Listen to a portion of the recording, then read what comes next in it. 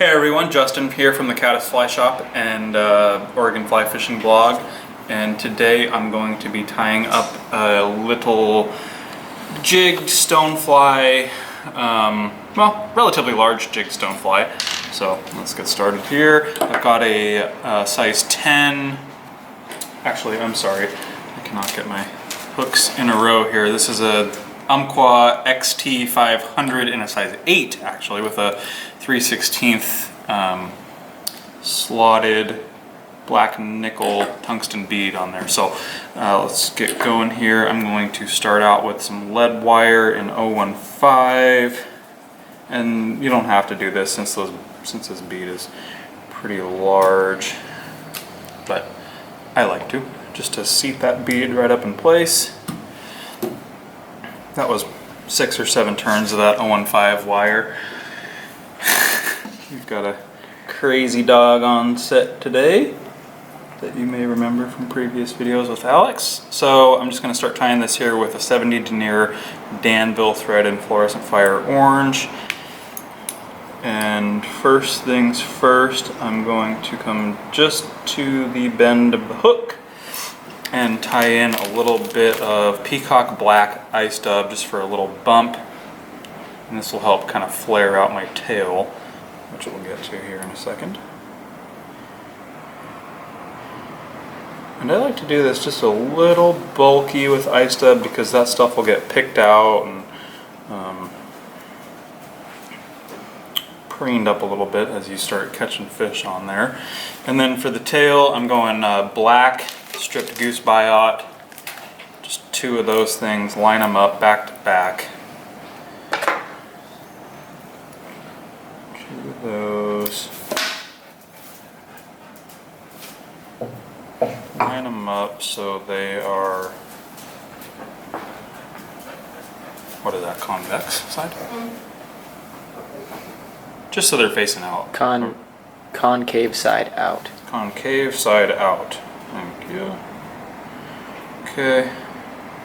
Just gonna get those all measured up, and I just like to take these things and kind of push them back, behind my tail there, behind that dubbing ball there. Can you see that? Yep, totally. Okay. I'm gonna just swap hands here. I'm gonna just do 1, 2, 3. Nice tight wraps, and then you can see that that dubbing ball just kind of flares those things out quite a bit and provides a little bit of flash in the butt of the fly there. Just gonna tie those all the way in, secure that lead a little bit since I didn't do that. Okay, now for the body, just gonna come right back to the tail there. For the body, I'm just going with some vinyl rib in black in the Midge size. If you're tying these larger, you can go with a medium or a Nymph, whatever you want to do. I'm just going to secure that in. Actually, I'm going to do this a little bit differently here. I'm going to take my thread back forward, right to about where I want that body to stop. Then flatten it all out. Tie that in with the flat side facing towards me. Wrapping.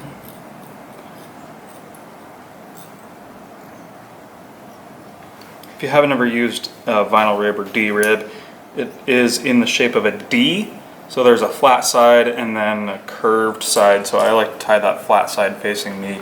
You can do a little bit of super glue here. I'm not going to do that just for time's sakes. Okay, and I'm going to start wrapping this up here. Do you ever have that vinyl rib break? No. Yeah. I actually did that the opposite way. I'm going to just let that go and redo this here because what I was just saying, I want the curved side facing out towards me as I'm wrapping that. So let's just try to get that back. Okay, there we go. And you may be able to tell in the video there, so I just want that little bit of, you can see it just has a little bit more segmentation than that previous way that I was wrapping it. So that's with the curved side facing out. So I'll just wrap this stuff back up here for the body.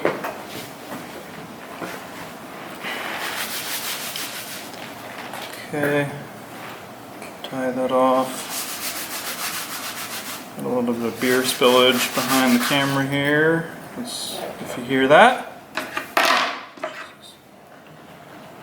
Nearly a scissor spillage too. Yeah. Okay, now I'm just going to invert this hook here, since it's on a jig. You can do it on the top side of the hook, but I just like to do it on the bottom, since they kind of ride inverted. Okay, now, first off, I'm going to tie in a little bit of Flashabou. This is just 1/100th micro Flashabou in pearl. 2 strands of this stuff here. This is pretty thin. If you have, you know, the regular width stuff, just go 1 strand of that. Leave a little bit of a tag there, just so it doesn't come sneaking out on you. Okay, trim off that excess there. And I'm gonna go with some black Scud back. This is in the 1/8 inch size. Just gonna lock that in. And this is just for the wing case.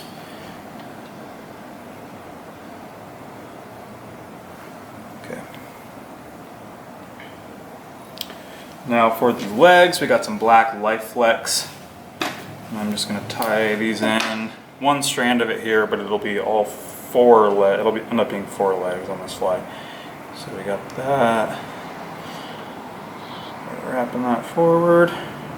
Just going to double that back over in front of the bead. Lock it in. And just nice loose wraps. You don't want to give it too much here.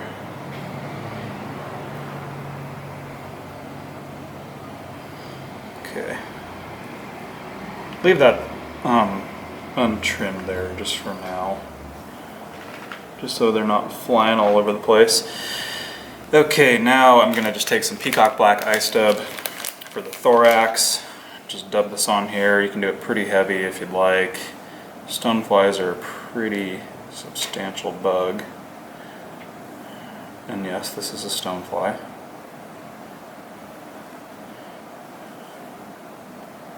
Okay. Wrapping.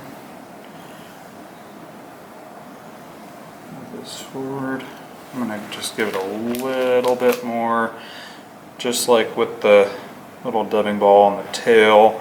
This will get picked out by those fish's teeth, so I like to go a little extra.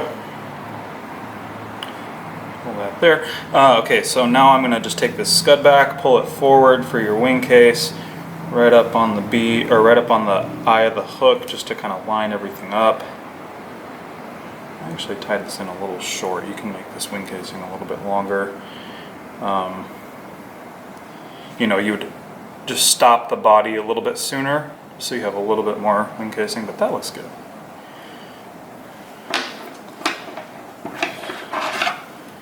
Okay, just gonna trim that off, and then take my micro Flashabou, lock that off, and that's basically just like how you would tie a copper john. It's the same kind of thing. You can use thin skin as well for that wing casing instead of Scud back.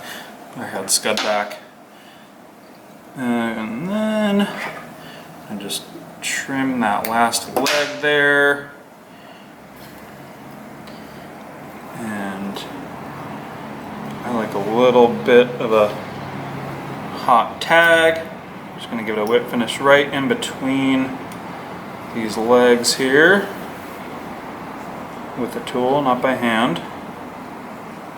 By hand doesn't ever work. There we go. Oops. I've been doing it wrong. Yeah, you can't do it properly. by hand. Okay. That is good there. So from here, I'm just going to take these legs, since they're a little unruly. I'm just going to take them, kind of pull them all forward there, just to about right there. Trim them, check to see how those are looking. That looks pretty good, I'd say. Little fish. Looks nice and buggy. Perfect. All right, well, there's a little jig stone with some rubber legs and a little hot spot. Yeah, thanks for watching. Hope you guys enjoyed that, and give it a try and go catch some fish on them. Thanks.